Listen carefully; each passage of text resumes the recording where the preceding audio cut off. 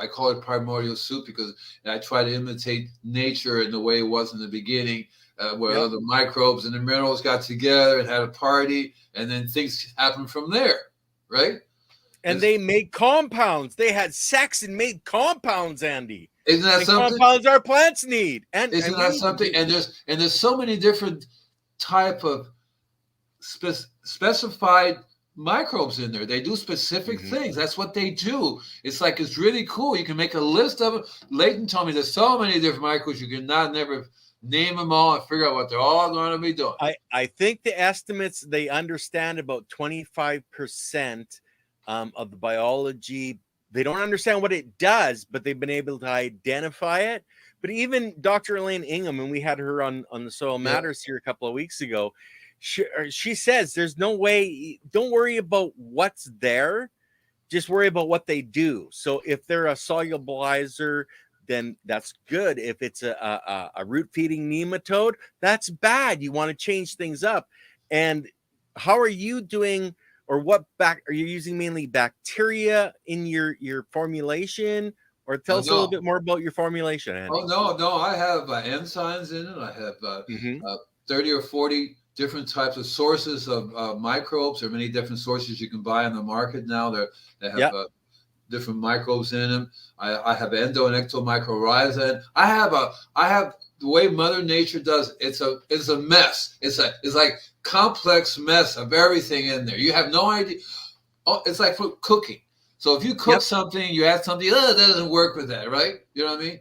But if you cook something, it works. So that's, for me. And you can go with your nose. You can go with your nose. And if it goes bad, your nose is going to tell you that that's bad. Exactly. I smell my mixture regularly. I go, oh, that's okay. That's fine. I also do other types of liquids, which I then blend together. So I make a liquid from rice, for example. Yeah. Yeah. A microbial liquid from rice.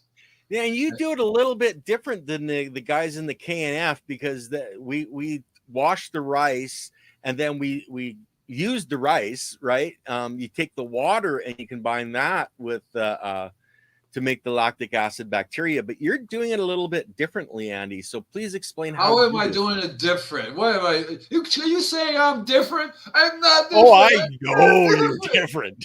No. So what is it that I'm doing that's different? I mean, I don't know. Tell me what you see. You keep the rice. If I remember right from when you were on with Av and Leighton, you were saying you keep the rice in the mixture, and that would be different. I don't.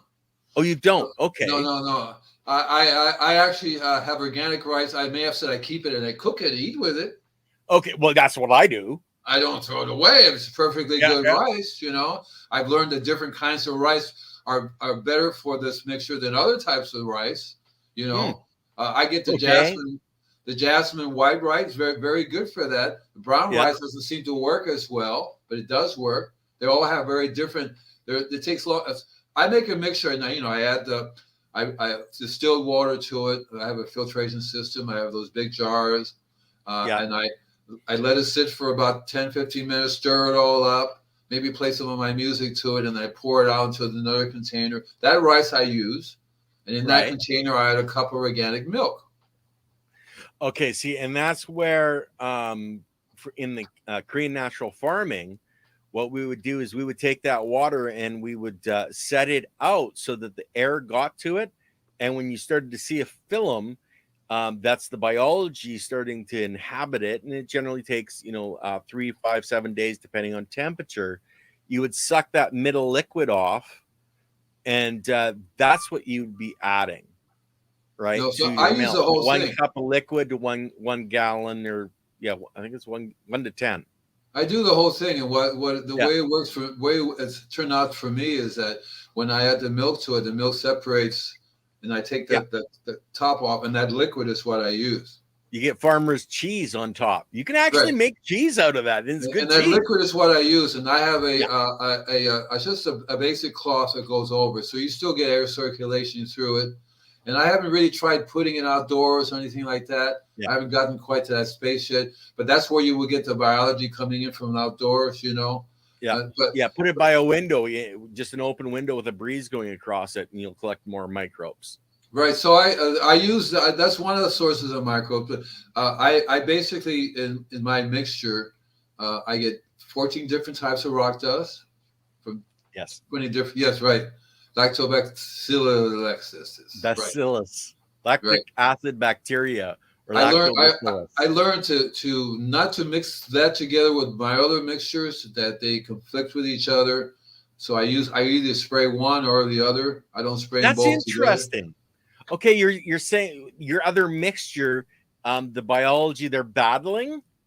Yeah, they don't seem to like each other, because what happens, I find that if my first few times I use it in my sprayer, the sprayer gooped up on me. Literally, it gummed up on me. Okay.